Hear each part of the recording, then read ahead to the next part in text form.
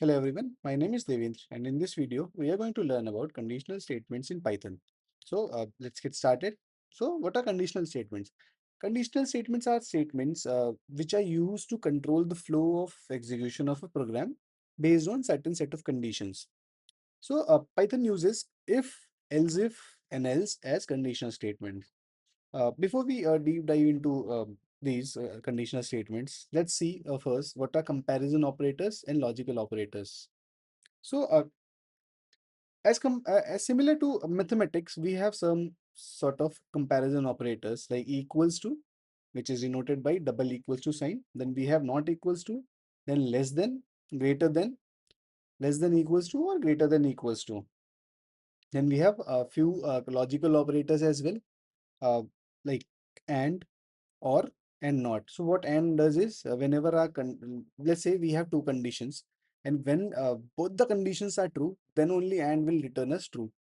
Uh, Else, otherwise it will return false.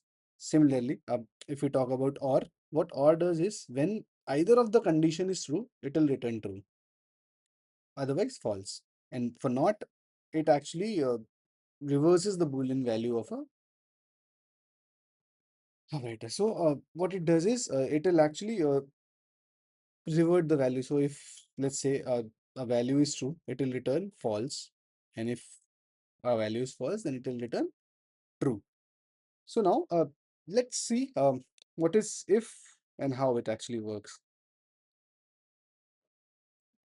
If statements are the simplest form of conditional statements, where we just check whether the or we just say that the code inside the block executes or not. So it will execute only and only if the condition is true. If it's false, then it will not go inside that block and it will move outside and proceed further. So how if is denoted? So the syntax of if is like if we say if, then we have condition, then followed by colon, and then we will have certain set of actions or uh, conditions or whatever actions we actually want to perform, whether we want to print something, we want to have another block or anything. So if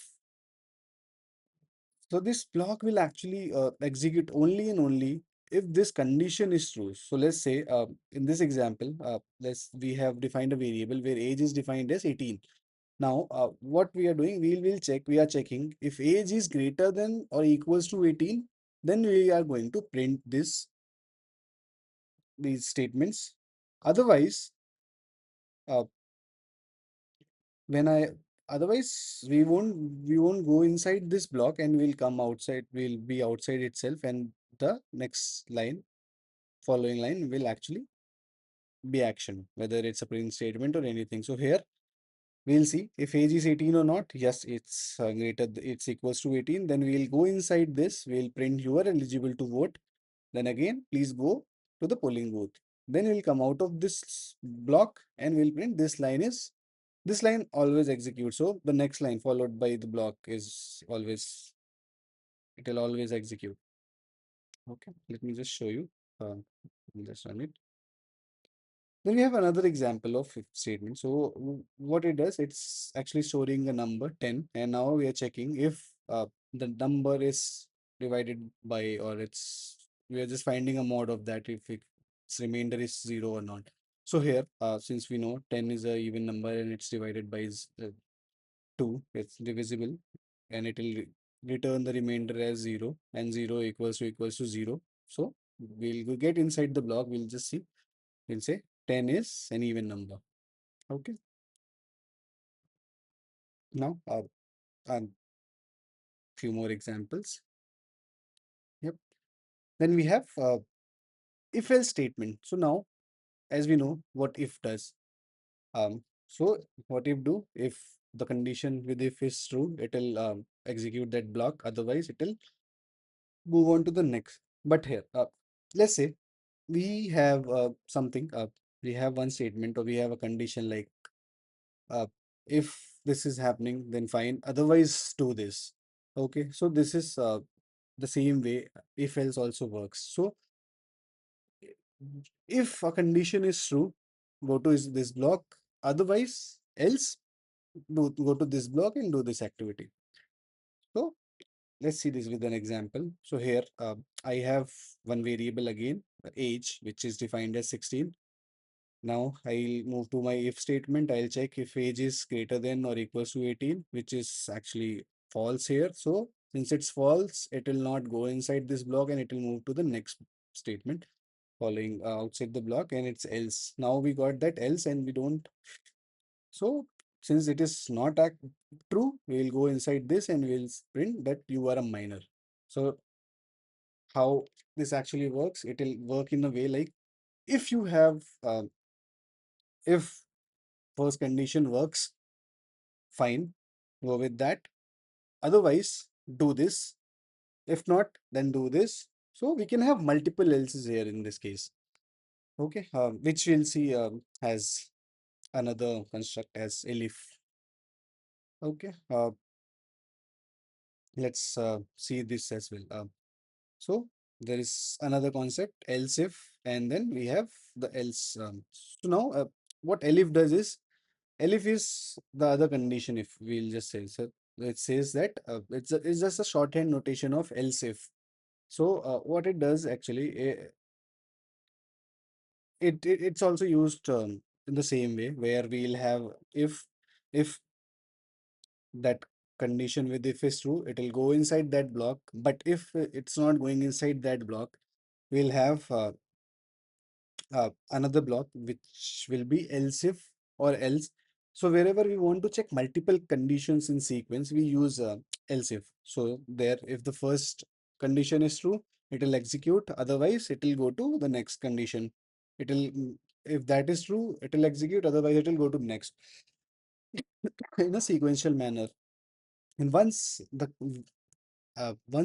condition is met, and the rest of the conditions will are skipped. Sorry. Let's see this with an example. So here, if you will see, I have a variable marks as 85. Then I have my first condition, if marks are greater than or equals to 90, which is actually false. Then it goes to, sorry, it goes to second condition, and where it says, yes, marks are actually here are greater than or are greater than or equals to 80, and it produces a result as true. Since it's true, it will go inside and it will store the grade as B. Now, since the condition is met here, it will ignore all these statements. So it will like skip, it will go outside the block actually. So now, if you will see, since marks were 85 and grade was B. So the same has been printed here as well. Okay. Let's see this with one more example. Let's say I want to find the day of a week.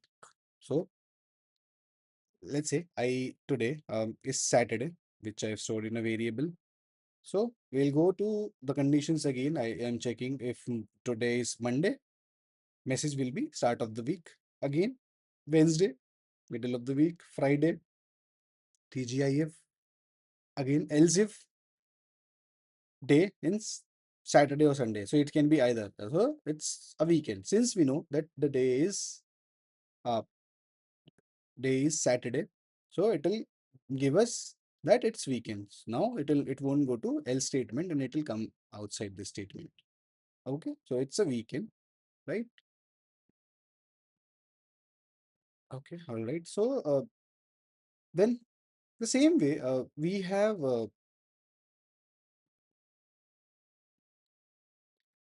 nested if else statements as well.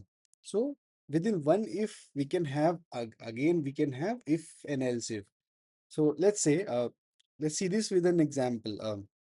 Okay, I let's say I have a number 15 which I've stored.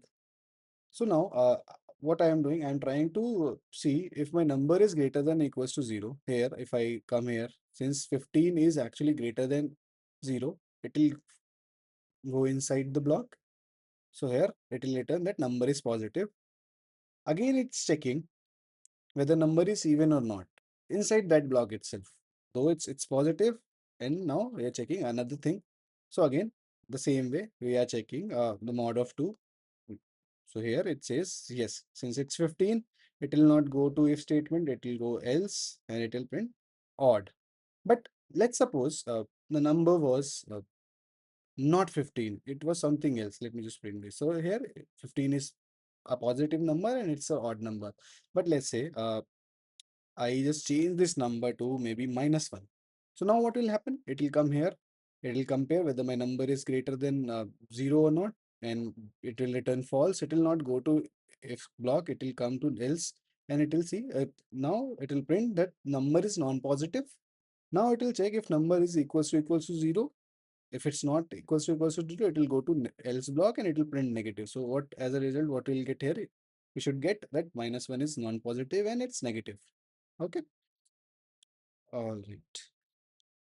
So now let's see the logical operators, how and or not actually work.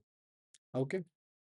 So these are actually used to combine the logical operations. So whatever conditions we have, these are used to combine those conditions. So earlier we have seen that we had only one single condition. Now we'll see if we have two or more conditions, how it will actually work.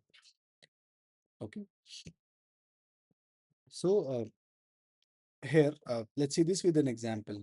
So how it actually works. Let's say I have a variable or it's storing my age as 22. Uh, then a boolean storing whether I have license or not. So has license as true.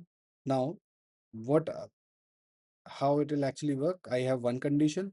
I have another condition. Now I am using and to combine both the conditions. When I am trying to do this, so as we know that and will only uh, return true if both the conditions are true. So here, if you will see, age is actually greater than 22. So this is true. And then has license is also true. So it will return us as true. So here I'll go inside the if block and I can rent a car. Okay. If age would have been less than 18 or let's say 17, it should return that I cannot rent a car. Okay. Yeah. Okay, moving to OR operator, how OR actually works. Similar, the way we have used and it will use OR as well. The only difference is that now it will return true when either of the condition is true. So if I say uh, a student is true and is teacher is false. So here, since is student is true, so it will return true or false. It will return true here, and we'll see, we'll get a discount. Okay, if I just, and if you can see here as well. Okay, if I just do this and I make false, both of them false. Okay, what will happen now? I should say pay the full price. I should see this, pay the full price. Okay, moving on to the next, we have then not operator. Not, as we know that what it not does is it will revert the value, it will return the opposite value of that. So if we have true, it will return false. If we have false, it will return true.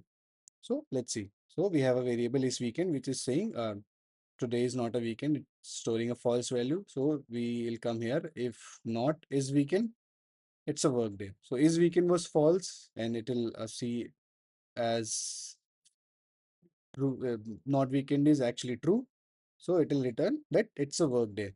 And now if I just change it to true, what it will do? It will return me a false value. Since it will false, it will go to else statement. It will print enjoy the weekend. Okay. Then we have shorthand uh, if else, which is also known as ternary operator. So it's just a shorthand representation of an if statement. Okay. So how it works? The basic syntax of is that we'll have the value if it's true, then we'll have if the condition, then at last we'll have else followed by the value if it's false, as we can see here in the example as well. So here, in the example, we have a variable age as 20. So now we are checking the status. Okay. So what will happen if my age is greater than or equal to 18? If it's true, return adult, else return minor. Okay. So here, if I just execute it, I think I've already executed. So it's returning adult because I am greater than 18. Now, if I just change this to maybe 16, I should get minor. Yeah. See, so I'm getting minor here.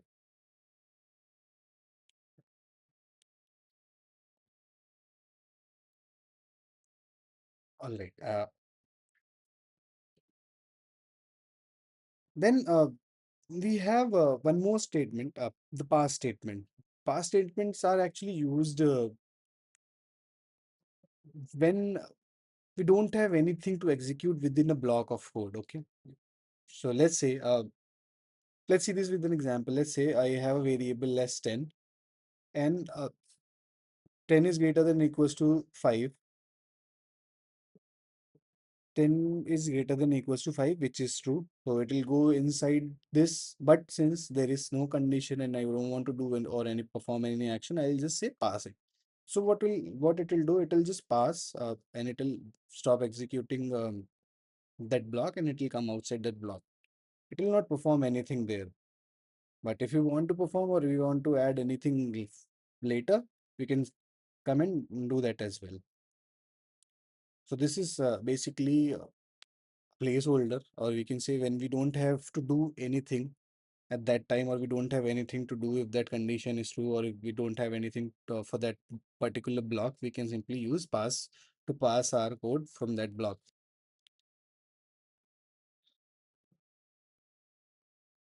All right, I think this is it. That's it. I think this is what we have to cover in this video. Thank you for watching. Thanks.